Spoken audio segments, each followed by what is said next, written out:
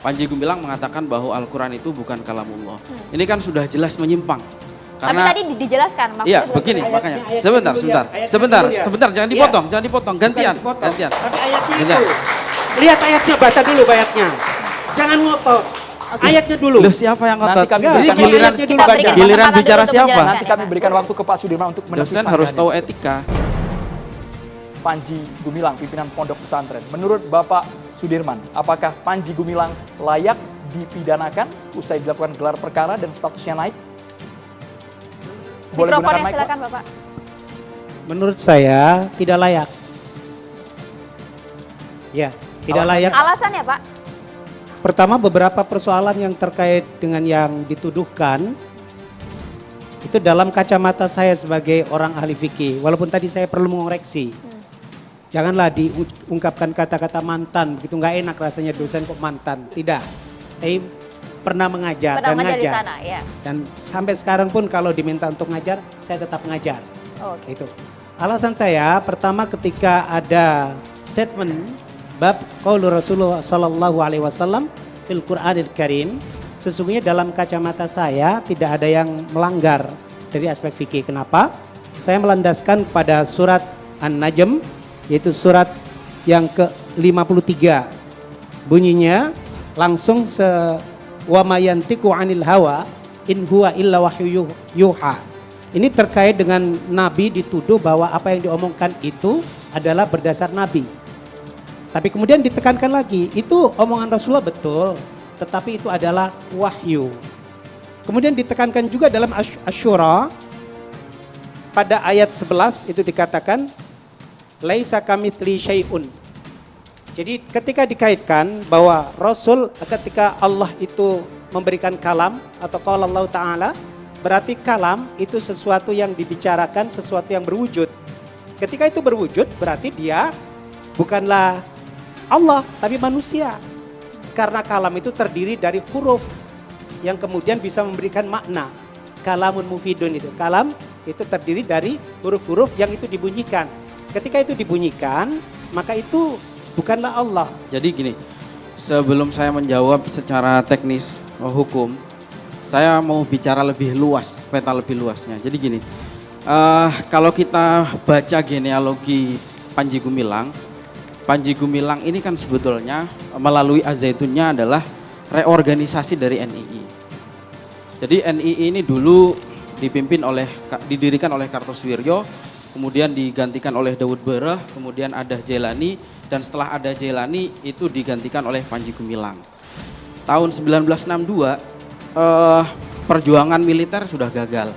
Karena itu NII melakukan reorganisasi, salah satunya dengan membentuk diantaranya waktu itu MIM, Indonesia Membangun, Masyarakat Indonesia Membangun, kemudian juga YPI, Yayasan Pesantren Indonesia, yang kemudian membawahi Az-Zaitun. Nah begini, kalau kita lihat dari situ, maka kita bisa tahu bahwa psikologi Panji Gumilang itu sebetulnya adalah psikologi seorang imam negara Islam Indonesia.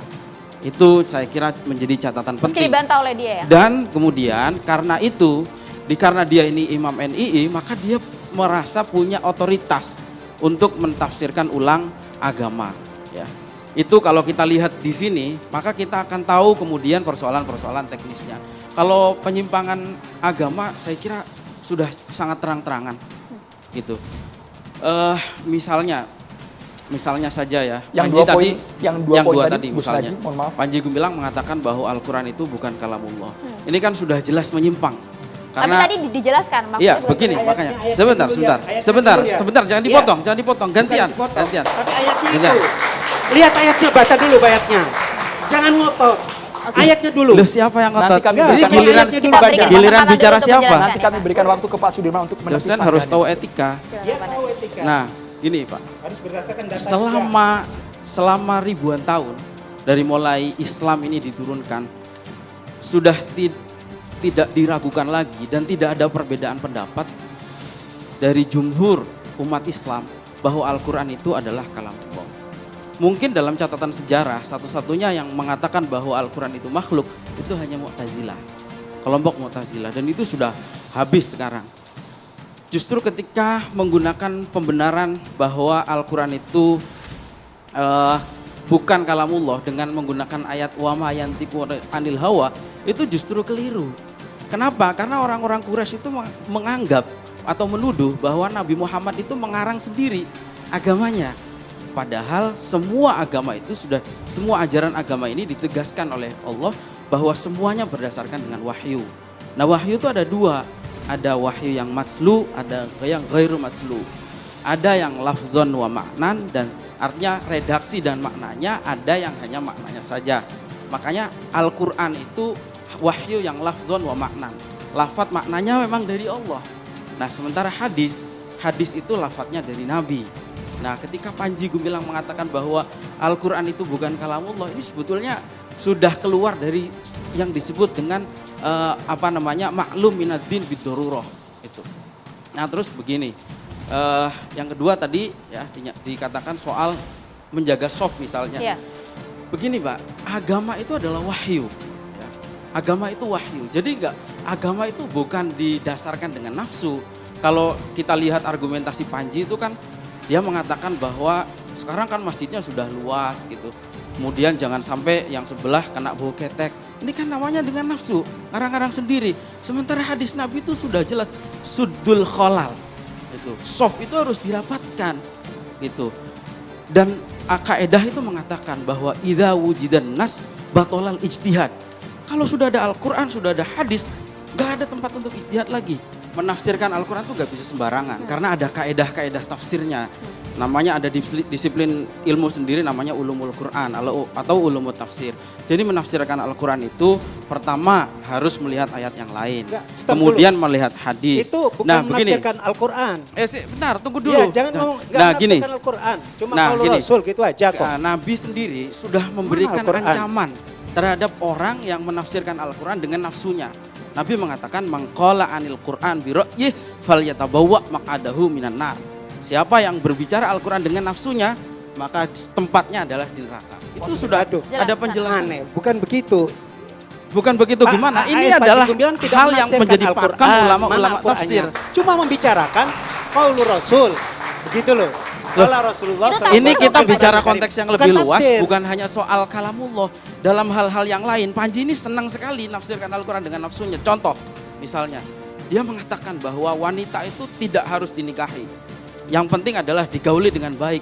Katanya itu dari Al-Quran, karena di Al-Qurannya wa ashiruhunna bil ma'ruf.